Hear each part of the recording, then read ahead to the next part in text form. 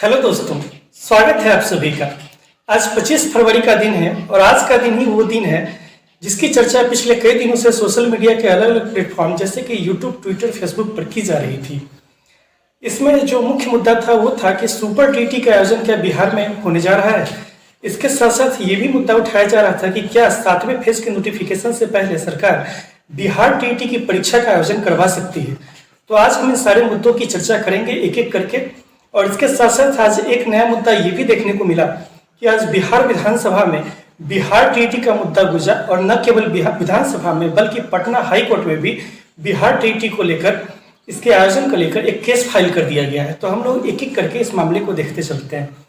सबसे पहले तो जहां तक सुपर टीटी की बात है, आज दिन में लगभग 4 बज रहे हैं अभी और इस समय तक सुपर टीटी की कोई भी चर्चा नहीं की गई है। जैसा कि हम लोगों ने पहले भी अंदाजा जताया था कि 7वें फेज में सुपर टीटी जैसा कोई भी एग्जाम बिहार में नहीं होगा, ऐसा ही अभी तक देखने में आ रहा है। इसलिए आप लोग के मन में अगर कोई भी डर हो कि सुपर टीटी का आयोजन बिहार सरकार करवा सकती है तो फिलहाल आप किसी भी तरह के भ्रम में न रहें, डरे नहीं। क्योंकि अगर इस तरह की कोई बात होती तो अब तक ये बात निकल कर सामने में आ गई रहती। और खैर, हम लोग को कभी भी हमेशा सरकार का पक्ष जानने के लिए जो अखबार है, अखबार पर, टीवी न्यूज चैनल पर, इस पे भरोसा करना चाहिए। इधर उधर की खबरों पर, भ्रामक खबरों पर नहीं जाना चाहिए। ये तो थी सुपर टीटी की बात। इसके आगे हम लोग चलते हैं कि बिहार टीटी का मुद्दा क्या है। आज बिहार विधानसभा में जो हमारे माननीय विधायक है, इन्होंने इस प्रश्न को उठाया है शिक्षा मंत्री के सामने कि क्या 7वें फेज का जो नोटिफिकेशन जारी होगा, जैसे कि सरकार बोल रही है कि मार्च के अंत तक या अप्रैल तक ये नोटिफिकेशन जारी हो सकता है, तो क्या इससे पहले बिहार में टीईटी परीक्षा का आयोजन होगा। आपके स्क्रीन पे ऊपर में ये प्रश्न लिखा हुआ भी आ रहा होगा, जिसमें ये प्रश्न पूछा गया है कि क्या पटना हाईकोर्ट ने जो फैसला दिया था 2016 में, इसके आधार पर ये हर साल बीटीईटी का आयोजन करवाना सरकार के सामने बाध्यता है। ये पूरा मुद्दा क्या था, इसको अगर आप विस्तार से जानना चाहते हैं तो ऊपर में लिंक आ रहा होगा, इस लिंक पे क्लिक करके आप इस पूरे मुद्दे को जान सकते हैं। ये तो थी बात बिहार विधानसभा में जो मुद्दा उठा था इसका। इसके साथ साथ बिहार टीईटी के आयोजन को लेकर पटना हाईकोर्ट में आज कुछ छात्रों ने केस फाइल कर दिया है। ये छात्रों के अलग अलग ग्रुप है जिन्होंने एक एक करके कई केस फाइल किया है और कुछ लोग तो ऐसे हैं जो कि अगले महीने में, मार्च के पहले महीने में केस फाइल करने की बात कर रहे हैं। तो ये तो खैर 7वें फेज के नोटिफिकेशन को डिले करने की बात है। इससे क्या होगा कि जो अभ्यर्थी हैं इनको परेशानी होगी और कहीं न कहीं जैसे अभी सीटेट की परीक्षा आयोजित हुई थी तुरंत, और इस परीक्षा के जो परिणाम है, ये परिणाम भी तुरंत ही आने वाला है। ऐसे में अभ्यर्थियों को थोड़ा सा सब्र से काम लेना चाहिए, ताकि हो सकता है कि इनमें से बहुत सारे ऐसे कैंडिडेट हो कि जब वे सीटेट के एग्जाम में पास कर जाएं तो इसके बाद उनको बिहार टीईटी का आयोजन करने की जरूरत भी नहीं पड़ी।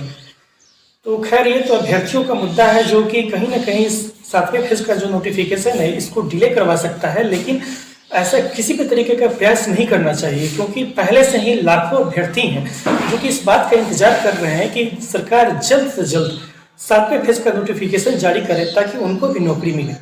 दूसरी तरफ आज पटना में एसटीईटी के जो अभ्यर्थी हैं, कल मेरिट वाले और आज नॉन मेरिट वाले, ये जो दोनों अभ्यर्थी हैं, इन्होंने अलग अलग दिनों पर अपना धरना प्रदर्शन दिया है और दोनों अपनी अपनी मांग सरकार के सामने रख रहे हैं, और ताकि इन लोगों की जो मांग है, इनकी मांग के हिसाब से सरकार फैसला ले। तो इस पर भी जो आगे प्रोग्रेस होता है उसको। आइए बात करते हैं नोटिफिकेशन की। जैसा कि आज 25 तारीख है और ये उम्मीद जताई जा रही थी कि आज नोटिफिकेशन जारी हो जाएगा, ऐसी कोई भी बात सामने में नहीं आई है।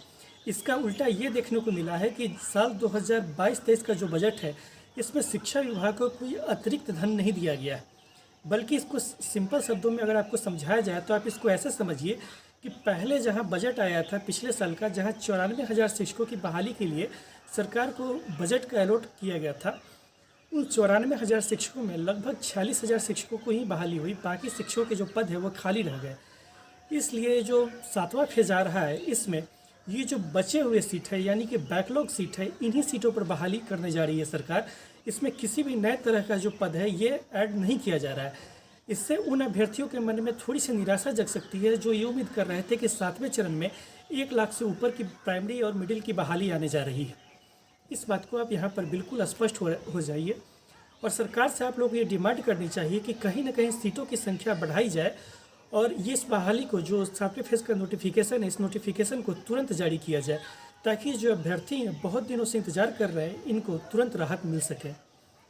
तो आज की वीडियो में इतना ही, फिर आपसे मुलाकात होगी, तब तक के लिए धन्यवाद, थैंक यू।